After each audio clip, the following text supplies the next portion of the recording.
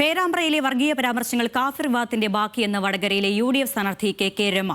വികസന മുരടിപ്പ് ജനങ്ങൾ ചർച്ച ചെയ്യുമ്പോൾ അത് മറച്ചുവെക്കാനാണ് LDF വ്യക്തിഹത്യം നടത്തുന്നതെന്നും ജനങ്ങൾ പ്രബുദ്ധരാണെന്ന കാര്യം അവർ ഓർക്കണമെന്നും രമ ന്യൂസ് മലയാളത്തോട് പറഞ്ഞു.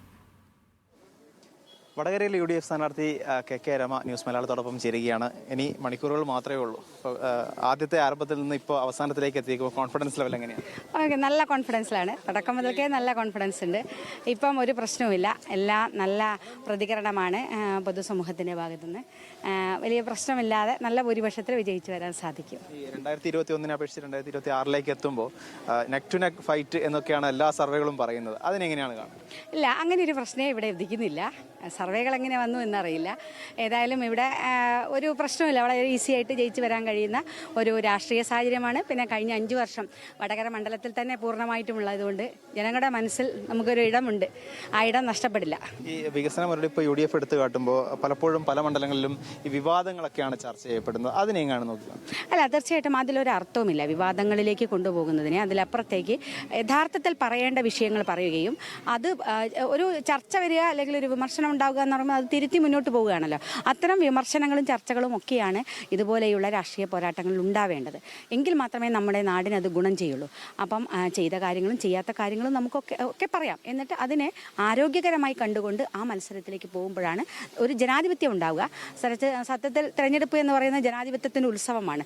അങ്ങനെ കഴിയണമെങ്കിൽ ആ തരത്തിൽ തന്നെ അത് നീങ്ങണം. വെറും രാഷ്ട്രീയ വിവാദങ്ങൾ അല്ലെങ്കിൽ വ്യക്തിപരമായ വിവാദങ്ങളിലേക്ക് കൊണ്ടുപോയിട്ട് അത് ആ ജനാധിപത്യം നഷ്ടപ്പെടുന്നതിനോട് എനിക്ക് യോജിപ്പില്ല. ഈ കേരളം ഇതുവരെ കണ്ടിട്ടില്ലാത്ത അല്ലെങ്കിൽ കേട്ടിട്ടില്ലാത്ത ഒരു രാഷ്ട്രീയമായിരുന്നു ഈ കാഫിർ വിവാദവുമായി ബന്ധപ്പെട്ട് വടകരയിലാണത് ഉണ്ടായിട്ടുള്ളത്. അതിനുശേഷം ഈ നിയമസഭാ തെരഞ്ഞെടുപ്പ് എത്തുമ്പോഴും വർഗീയമായ ചില പരാമർശങ്ങളൊക്കെ ഉണ്ടാകുന്നുണ്ട്. ഒരു സ്ഥാനാർത്ഥി എന്ന രീതിയിൽ അതിനെങ്ങനെയാണ്? അല്ല, ഒരിക്കലും ഉണ്ടാവാൻ പാടില്ലാത്ത പ്രചരണങ്ങളാണത്. കാരണം രാഷ്ട്രീയം പറയാനില്ലാത്തപ്പോഴാണ് അല്ലെങ്കിൽ എന്തൊക്കെയോ മറച്ചു വെക്കാനുള്ള സമയത്താണ് ഇതുപോലെയുള്ള വിവാദങ്ങളിലേക്ക് കൊണ്ടെത്തിക്കുന്നത്. അതിന്റെ ഭാഗമായിട്ടാണ് വടകരയിലെ കാഫിർ സ്ക്രീൻഷോട്ട് അന്ന് നമുക്കറിയാം പാർലമെന്റ് തെരഞ്ഞെടുപ്പിൽ ഏറ്റവും അധികം വിവാദമായത്.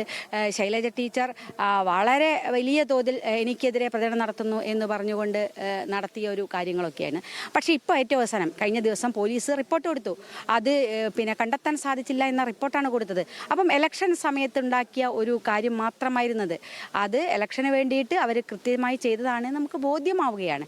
ഇതിപ്പം പേരാമ്പ്രയിൽ നമ്മളിപ്പോൾ കാണുകയാണ്. ഫാത്തിമ തഹ്ലിയയ്ക്ക് നേരെ അതേപോലെ വർഗീയ പ്രചരണം നടത്തിക്കൊണ്ട് മതം പറഞ്ഞുകൊണ്ട് വോട്ട് ചോദിക്കുന്നൊരു സാഹചര്യം ആ മതത്തിൻ്റെ ബേസ് ചെയ്തുകൊണ്ട് കാര്യങ്ങൾ കൊണ്ടുപോകുന്നിടത്തേക്ക് എത്തിക്കുകയാണ്.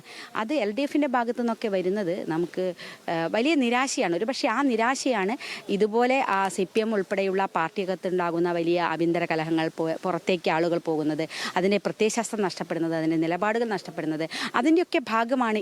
ഇതൊക്കെ അതിൻ്റെയൊക്കെ ഒരു തുടർച്ചയാണ്. ഇതാണ് സംഭവിച്ചുകൊണ്ടിരുന്നത്. യഥാർത്ഥത്തിൽ നമുക്ക് എന്താണോ പറയേണ്ട രാഷ്ട്രീയം അത് പറയുന്നില്ല എന്നുള്ളതാണ്. രണ്ടാമത്തെ ടേമാണ് UDF അധികാരത്തിൽ വന്നാൽ അസോസിയേറ്റ് പാർട്ടി എന്ന രീതിയിൽ നമുക്ക് വേണമെങ്കിൽ പറയാം RMPയെ ഒരു മന്ത്രിസ്ഥാനത്തേക്ക് എത്തും എന്ന് ജനങ്ങൾ പ്രതീക്ഷിക്കാം. അല്ല, അസോസിയേറ്റ് മെമ്പറൊന്നും ആയിട്ടില്ല ഞങ്ങൾ അങ്ങനെ ഒരു ഇതിലേയില്ല. ആ ചർച്ചയൊക്കെ ഒരു ആസ്ഥാനത്തുള്ള ചർച്ചയാണ്. അത്രത്തോളം പ്രതീക്ഷ ജനങ്ങൾക്ക് വേണ്ടെന്നുള്ളതാണ്. കാരണം വോട്ടർമാർക്കിടയിൽ അങ്ങനെ ഒരു ചർച്ചയുണ്ടല്ലോ. അല്ല, അത് അവർ ചർച്ച ചെയ്യുന്നില്ല. അങ്ങനെ കഴിഞ്ഞ തെരഞ്ഞെടുപ്പിൽ സ്പീക്കറാവും എന്നൊക്കെ പറഞ്ഞ വലിയ ചർച്ച. അത് ചർച്ചകൾ പലതരത്തിൽ വരുമല്ലോ. അതിലൊന്നും അടിസ്ഥാനമില്ല. എന്തായാലും 100% വിശ്വാസത്തോടെയാണ്. തീർച്ചയായിട്ടും 100% ആത്മവിശ്വാസമാണ്. ഇവിടെ ഒരു പ്രശ്നവും ഉണ്ടായില്ല. നല്ല ഭൂരിപക്ഷത്തിൽ വടകര മണ്ഡലത്തിൽ വിജയിക്കും. എല്ലാവിധ ആശംസകളും.